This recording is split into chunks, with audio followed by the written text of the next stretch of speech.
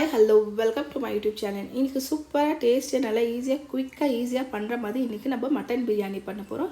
இது ரொம்ப ஈஸியாவே இருக்கும். கம்மி இன்கிரிடியன்ட் மசாலால குயிக்கா பண்ணலாம். ஒரு பிரியாணினால ரொம்ப லேட் ஆகும்னு நினைக்கிறோம். ஆனா நம்ம இன்னைக்கு ஈஸி வேல ஈஸியா பிரியாணி பண்ணி உங்களுக்கு காமிக்க போறேன். ஈஸியா பண்ற மாதிரி. வாங்க பார்க்கலாம் இதுக்கு தேவையான பொருள் என்னன்னு. பாருங்க 1 kg அளவு நல்ல மட்டன் நல்லா வாஷ் பண்ணி எடுத்து வச்சிருக்கேன். இந்த அளவுக்கு பாருங்க இந்த சைஸ் பிரியாணி கட்ட அளவு சைஸ் நான் பெருசா இருக்குது. இந்த அளவுக்கு பாருங்க இருக்குது நல்லா. இதுக்கு மேலே நான் கொஞ்சம் பூண்டு சேர்த்துக்கிறேன். அப்படியே இஞ்சி கூட கொஞ்சம் சேர்த்துக்கிறேன். நம்ம வைக்கணும் ஃபர்ஸ்ட், அதுக்கோசரம் தான் எல்லாமே காமிச்சிடுறேன். கொஞ்சம் கொத்தமல்லி காம்பு இருக்குது, இதுவோ சேர்த்துக்கிறேன்.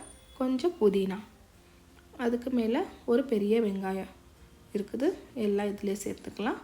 சேர்த்துட்டு தண்ணி வைக்கிறதுக்கு எவ்வளோ, இப்போ நம்ம குக்கரில் சேர்த்து வைக்கிறோம் இல்லைங்களா, அதுக்கு நான் இதுலேயே எல்லாமே காமிச்சிடுறேன். சால்ட்டு தேவையான இல்லை, சால்ட்டு டர்மரிக் கொஞ்சம் 1/4 டீஸ்பூன் நினச்சிக்கோங்க, அவ்வளோ. இது எல்லாமே சேர்த்து நம்ம எடுத்து ஒரு குக்கரில் வச்சுக்கலாம். குக்கரில் வச்சுட்டு சேர்த்துட்டு ஒரு மட்டன் உங்களுக்கு தெரியும் இல்லைங்களா எவ்வளோ வேவுதுன்ட்டுன்னு, அந்த அளவுக்கு ஒரு 4லேருந்து 5 விசில் வரைக்கும் நம்ம விட்டு எடுத்துக்கலாம். பிரியாணி பண்ணுறதுக்கு நம்ம மட்டன் ஃபஸ்ட்டு வச்சு எடுத்துக்கலாம். பாருங்கள் கொஞ்சம் தண்ணி சேர்த்துக்கணும் எக்ஸ்ட்ரா, எனக்கு மட்டன் வேகிறதுக்கு கொஞ்சம் தண்ணி நிறைய வேணும் இல்லைங்களா, அந்த அளவுக்கு சேர்த்து இப்போ நம்ம மூடிட்டு ஒரு 4லேருந்து 5 விசில் வரைக்கும் விட்டு எடுத்துக்கலாம். இதுக்கு மேலே ஒரு மசாலா நம்ம ரெடி பண்ண மாதிரி இருக்குது பிரியாணிக்கு காமிக்கிறதுக்கு உங்களுக்கு என்னென்ன சேர்க்கணுன்ட்டுன்னு. பாருங்கள் ஒரு 1/2 டீஸ்பூன் ஜீரகம் இருக்குது, ஒரு 1/2 டீஸ்பூன் சோம்பு, கொஞ்சம் பட்டை, அப்புறமா லவங்கு இருக்குது ஒரு 4லேருந்து 5, ஏலக்காய் ஒரு 4 இருக்குது, கொஞ்சம் கல்பாசி இருக்குது, ஒரு 1/2 டீஸ்பூன் அளவு பெப்பர். இவ்வளோ தான். இது எடுத்து செப்பரேட்டாக வச்சுக்கலாம். தேங்காய் ஒரு பாதி மூடி தேங்காய் இருக்குது, 1/2, சின்ன தேங்காய் இருந்தால் பாதி போதும், எடுத்து வச்சுக்கலாம். பாருங்கள் இது எல்லாமே லைட்டாக நம்ம வறுத்து எடுத்துக்கலாம். பிரியாணிக்கு நம்ம இன்றைக்கி ஃப்ரெஷ்ஷாக மசாலா பவுட்ரு பண்ணிவிட்டு சேர்க்க போகிறோம். பாருங்கள் இது எடுத்து நம்ம செப்பரேட்டாக வச்சுக்கலாம். இது ஆறுனோடனே நம்ம பவுட்ரு பண்ணி எடுத்து வச்சுக்கலாம். பாருங்கள் நம்ம நல்லா விசில் விட்டு எடுத்துக்கணும். இந்த சூப் அப்படியே இருக்கட்டும், நம்ம பிரியாணிக்கு நம்ம சேர்த்துக்கலாம். ரைஸ் மெஜர்மெண்ட் பண்ணிவிட்டு சூப்பும் அப்புறமா தண்ணியும் நம்ம சேர்த்துக்கலாம்.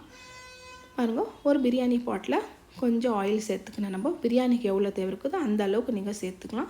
இது நான் செப்பரேட்டாக திரும்ப எடுத்து வச்சுருக்கிறேன். பிரியாணி எல்லாம் இருக்குது, ஹோல் கரம் மசாலா என்னென்ன நீங்கள் பிரியாணிக்கு சேர்க்குறீங்களோ அது எல்லாமே நீங்கள் சேர்த்துக்கலாம். பாருங்கள் சோம்பு எடுத்து வச்சுக்கிறேன் நான், சீரகம் இருக்குது, இந்த மாதிரி எல்லாமே சேர்த்துட்டு நம்ம இந்த அளவுக்கு கொஞ்சம் கொஞ்சமாக எடுத்துகிட்டு எண்ணெய் சூடானவே நம்ம இதை அதில் சேர்த்துக்கலாம். எல்லாமே பாருங்கள் எண்ணெய் நல்லா சூடாயிடுச்சு. இதுக்கு மேலே இது சேர்த்து நல்லா கொஞ்சம் வதக்கி விட்டுக்கலாம். ஃபுல்லாக ஒரு 2 நிமிஷம் வரைக்கும் நல்லா வதங்கணுன்னு மிச்சம் இருக்கிறது நம்ம இது மேலே சேர்த்துக்கலாம். என்னென்ன சேர்க்கணுமான்ட்டு பாருங்கள் நல்லா வதங்கிடுச்சு. இப்போ நான் பெரிய சைஸ் ஆனியன்னு நல்லா ஸ்லைஸாக கட் பண்ணி எடுத்து வச்சுக்கிறேன். இது ஒரு 200 கிராம்ஸ் அளவு இருக்கும். அந்த ஆனியன்னு சேர்த்துட்டு இப்போ நல்லா நம்ம வதக்கி விட்டுக்கலாம். கொஞ்சம் ப்ரௌன் ஆகிற வரைக்கும் நல்லா நம்ம வதக்கி விட்டுக்கலாம். பிரியாணிக்கு பாருங்கள் எப்படி இருக்குது, கொஞ்சம் ப்ரௌன் ஆகட்டும். இதுக்கு மேலே நம்ம புதினா கொத்தமல்லி இருக்குது, சேர்த்துக்கலாம். புதினா கொத்தமல்லி ஒரு 3 பச்சை மிளகா இருக்குது. காரத்துக்கு உங்களுக்கு எது தேவை இருக்குதோ எவ்வளோ வேணுமோ நீங்கள் அப்போ பார்த்து நீங்கள் சேர்த்துக்கலாம். பச்சை மிளகா கூட எல்லாமே. இப்போ ஒரு 2 நிமிஷம் வரைக்கும் இதெல்லாம் சேர்த்து நல்லா நம்ம வதக்கி விட்டுடலாம். பாருங்கள் இந்த அளவுக்கு வதக்கிட்டோம். இன்னும் கொஞ்சம் வதக்கி விட்டால் கூட கொஞ்சம் கலர் சேஞ்ச் ஆனால் கூட பரவாயில்ல. இதுக்கு மேலே நம்ம ஜிஞ்சர் கார்லிக் பேஸ்ட்டு சேர்த்துக்கலாம். உங்களுக்கு பிரியாணிக்கு எவ்வளோ இருக்குது அவ்வளோ ஒரு 2 டேபிள் ஸ்பூன் அளவு நான் சேர்த்துன்னுக்கிறேன். நல்லா இது கூட ஒரு பச்சை வாசனை போகிற வரைக்கும் 2 நிமிஷம் நம்ம வதக்கி விட்டுக்கலாம். ஒரு பொருளை நம்ம சேர்க்குறோம் இல்லைங்களா, ஒரு 2 நிமிஷம் நல்லா வதக்கி விட்டுக்கலாம். இதுக்கு மேலே நம்ம காஷ்மீரி சில்லி பவுடர் இருக்குது, கலர் கோஸில் சேர்த்து விட்றேன் நான். பாருங்கள் ஒரு 2 டீஸ்பூன் காஷ்மீரி சில்லி பவுடரு, அதுக்கு மேலே ஒரு 1/2 டீஸ்பூன் டர்மரிக் பவுடர் சேர்த்து நல்லா வதக்கி விட்டுடலாம். பச்சை வாசனை போகிற வரைக்கும் எல்லாமே ஒரு 2 நிமிஷம் வதக்கி விட்டுக்கலாம் ஆயிலில். அதுக்கப்புறமா ஒரே ஒரு தக்காளி, பெரிய சைஸ் தக்காளி ஒரு 200 கிராம் அளவு இருக்குது. அந்த தக்காளி நான் இது சின்னதாக பொடியை கட் பண்ணி சேர்த்துட்டுக்கிறேன். நல்லா வதக்கி விட்டுக்கலாம். இது கொஞ்சம் தக்காளி வதங்கட்டும். இந்த அளவுக்கு 2 நிமிஷம் விட்டால் போதும், ஜாஸ்தி வேண்டாம். இதுக்கு மேலே நான் ஒரு சின்ன கப் அளவு ஒரு 50 கிராம் அளவு இருக்குது தயிர் சேர்த்துக்கினேன். தயிர் சேர்த்துட்டு இதுக்கு மேலே நம்ம நல்லா வதக்கி விட்டுடலாம். எல்லாமே கொஞ்சம் கலர் சேஞ்ச் ஆகட்டும், பச்சை வாசனை போகிற வரைக்கும் நம்ம நல்லா வதக்கி ஒரு 2 நிமிஷம் வரைக்கும் மூடி விடலாம். பாருங்கள் நல்லா மூடி விட்டுட்டோம் நம்ம. பாருங்கள் எண்ணெயெல்லாம் நல்லா பிரிஞ்சு வந்துக்குது, பார்த்தாலே தெரியுது ஃபுல்லாக. பாருங்கள் இந்த அளவுக்கு. இப்போ நல்லா கொஞ்சம் மிக்ஸ் பண்ணி விட்டுடலாம். எல்லா மசாலாவும் நல்லா மிக்ஸ் ஆகட்டும். பாருங்கள் இந்த அளவுக்கு நல்லா மிக்ஸ் பண்ணி விட்டுனே இருக்கலாம். ஒரு மசாலா சேர்க்கும் போது நம்ம எல்லாமே மிக்ஸ் பண்ணி விட்டா தான் எல்லா மசாலாவும் ஒன்றா குக் ஆகும், எல்லாமே நல்லா இருக்கும். அதுக்கோசரம் தான் பாருங்கள். நல்லா இந்த மாதிரி இதுக்கு மேலே நம்ம வேக வச்சு வச்சுக்கிற மட்டன் நம்ம ஸ்டெயின் பண்ணி எடுத்து இதில் சேர்த்துக்கலாம். சேர்த்துட்டு நல்லா மிக்ஸ் பண்ணி விட்டுடலாம் ஃபுல்லாக எல்லாமே. இந்த மட்டனில் வந்து நம்ம நல்லா இந்த மசாலாலாம் நல்லா சேரணும். அதுக்கோசரம் நல்லா ஒரு 5 நிமிஷம் வரைக்கும் நம்ம இது மூடி வைக்கலாம். அதுக்கு மேலே பாருங்கள், நம்ம ஃப்ரெஷ்ஷாக நம்ம பவுட்ரு பண்ணி வச்சோம் இல்லைங்களா, அந்த மசாலா கூட இதிலே சேர்த்துட்டு நம்ம நல்லா மிக்ஸ் பண்ணி விடலாம். காரத்துக்கு நீங்கள் சேர்த்துக்கலாம். நம்ம பெப்பர் கூட சேர்த்துக்கிறோம் இல்லைங்களா, பச்சை மிளகாவும் சேர்த்துக்கிறோம், அப்புறமா சில்லி பவுடரும் சேர்த்துக்கிறோம். சில்லி பவுட்ரு வந்து நான் கலருக்கு தான் சேர்த்துக்கிறேன். மெயின் பச்சை மிளகாவும் பெப்பர் தான். பாருங்கள், நம்ம மூடி வச்சதுனால கொஞ்சம் நல்லா இதாகிடுச்சு. கொஞ்சமாக தண்ணி சேர்த்துக்கலாம். அதில் தண்ணி வந்து இது வந்து நான் கோகோனட் அரைச்சேன் இல்லைங்களா, கோகோனட் மில்க்கு, அதுக்கோசரம் கோகோனட்டு பால் எடுத்தேன் நான். கோகோனட் காமிச்சேன் இல்லைங்களா, அது நம்ம அரைச்சிட்டு கோகோனட் மில்க் எடுத்து தான் நான் அதில் சேர்த்துக்கிறேன். அதுலேயே சூப்புக்குறோம் ரெண்டுமே சேர்த்துட்டு நான் நல்லா பாருங்கள் இந்த மாதிரி பண்ணி வச்சுக்கிறேன். நான் மெஜர்மெண்ட் பண்ணிட்டு தான் நான் சேர்த்துக்கிறேன் தண்ணி. ஏன்னா பால் ஆகட்டும் சூப் ஆகட்டும் ரெண்டுமே மெஜர்மெண்ட் பண்ணிவிட்டு சேர்த்துக்கிறேன்.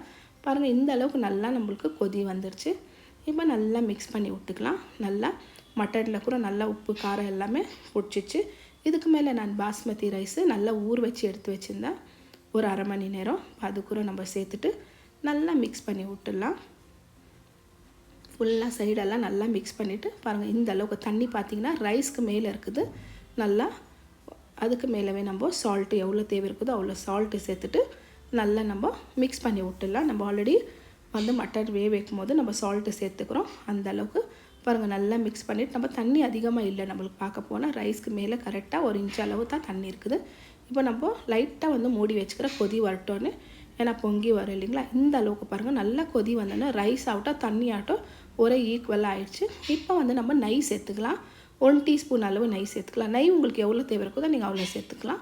பாருங்கள், நெய் சேர்த்துட்டு மொல்லமாக நம்ம மேலே கீழே திருப்பி விடலாம். நல்லா இந்த மாதிரி ஒரு ஸ்பேட்சுலாக வச்சு திருப்பினோன்னாக்கா அரிசி ஒடியாது. இதுக்கு மேலே நம்ம மூடி தம்முக்கு ஒரு 10 நிமிஷம் விட்டுடலாம். அதுக்கப்புறமா பார்க்கலாம். பாருங்கள், 10 நிமிஷம் விட்டோன்னே சூப்பராக நம்மளது பிரியாணி ரெடி ஆகிடுச்சு. மட்டன் பிரியாணி இந்த அளவுக்கு ஒரு ரைஸ் கூட நம்மளது ஒடியில் எதுவுமே ஆகல, அப்படியே இருக்குது. மட்டன் கூட நல்லா கொலியில் நல்லா வெந்திருக்குது. வேக வச்சு நம்ம 5 விசில் விட்டதுனால சூப்பராகிடுச்சு.